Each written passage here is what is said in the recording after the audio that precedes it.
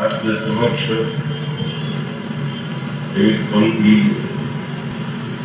केंद्र के रूप में रखी गई, जो इस बार रामलीला समिति की ओर से जो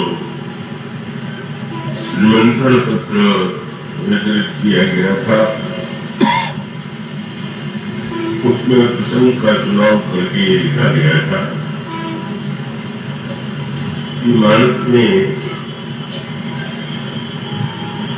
का जो जीवन दर्शन है,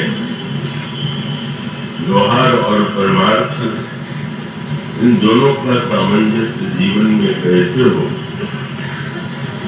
इस संदर्भ में श्री रामचरितमानस का क्या संदेश है, क्या संकेत है, यह बताया जाएगा। तो अब यह तो प्रसंग ऐसा है, श्री रामचरितमानस की आदि से अंत तक व्याख्या की जाए तो भी पूरी तरह से उसे सही अर्थों में स्पष्ट नहीं किया जा सकता है, किंतु एक सूत्र के रूप में यह कर सकते हैं कि राम राज्य के रूप में पुराणों में, हमारे समस्त साहित्य में राम कथा के संदर्भ में राम राज्य का स्मरण किया गया, और इस युग में भी महात्मा गांधी ने राम राज्य का आदर्श सामने रखा। एक सुखद संयोग है कि आज उनका जन्मदिन है। क्या है ये राम राज्य? राम राज्य का आदर्श क्या है और उसका सूत्र इसी पंक्ति में बहुधा दिखाई देता है। तो अनेक देशों की उन्नति होती है, किसी जाति विशेष की उन्नति हो जाती है, अथवा कुछ व्यक्तियों की उन्नति हो जाती है, पर वो उन्नति जो है एक अंगी होती है। कुछ लोगों के लिए वो कल्याणकारी होती है, तो अन्य लोग उस स्थिति से दुखी भी हो सकते हैं।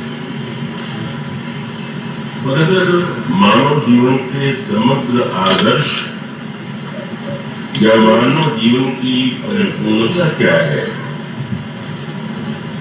तो उसको साकार चरितार्थ करके हमारे प्रभु श्री रामभद्र ने प्रकट किया। और वो भगवान श्री राम का जो अवतार है, वो किसी एक पक्ष का प्रतिनिधित्व नहीं करते, जिसको समग्र जीवन दर्शन कर सकते हैं, वह श्री राम के चरित्र में ही साकार हो रहा है।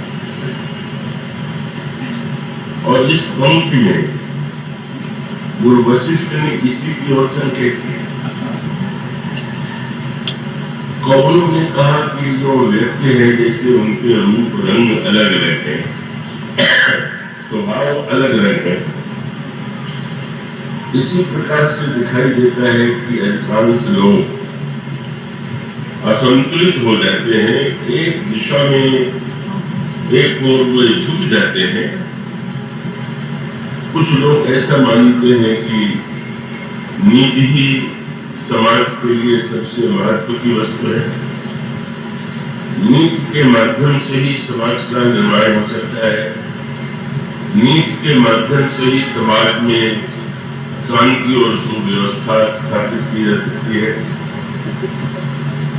और दूसरी ओर कुछ जो भक्त हृदय है, संत हृदय है, उनको ऐसा लगता है कि नहीं, नीति नहीं, व्यक्ति के जीवन में प्रीति की आवश्यकता है। प्रीति से बढ़कर के कोई वस्तु नहीं है। तो जो नीतिज्ञ होते हैं, वो हृदय से कभी किसी से प्रेम कर ही नहीं सकते, और जो प्रेमी होता है, वो नीति की चतुराइयों में उसकी कोई रुचि नहीं होती।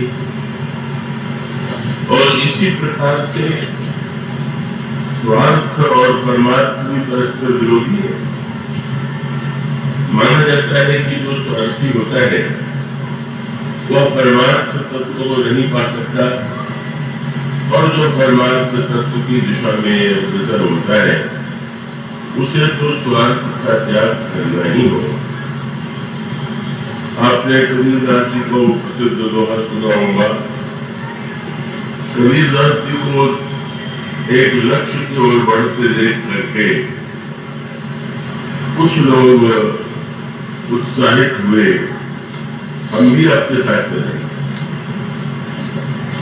और जब भीड़ एकत्र होने लगी तो कबीरदास जी ने जो वाक्य कहा वो बड़े महत्व का था। कबीरदास जी के हाथ में एक मशाल थी और उस मशाल को उन्होंने देखा तो पूछा, महाराज यहाँ क्या जहाँ जाना है वहां अंधेरा है कि आप मशाल जलाए हुए हैं? तो उन्होंने कहा कि नहीं, ये मशाल प्रकाश के लिए के लिए है। कबीरा खड़ा बाजार में लिए लुकाठी हाथ, जो घर फूके आप न रहे चले हमारे साथ। पहले इस मसाल से तुम थोड़ा सा भाग लेकर के अपने घर को जला दो, फिर मेरे साथ चलो। उसका तात्विक अर्थ स्थूल घर को जला देने से नहीं है। इसका अभिप्राय है कि जब तक तुम संसार की वस्तुओं से ही जुड़े हुए हो, उन्हें ही पाने की व्यग्रता तुम्हारे हृदय में विद्यमान है, तब तक तुम परमार्थ पथ पर चलने के अधिकारी नहीं। किंतु भगवान श्री राम ने अपने चरित्र के द्वारा जिस राम राज्य की स्थापना की, उसमें उन्होंने स्पष्ट कर दिया कि नहीं,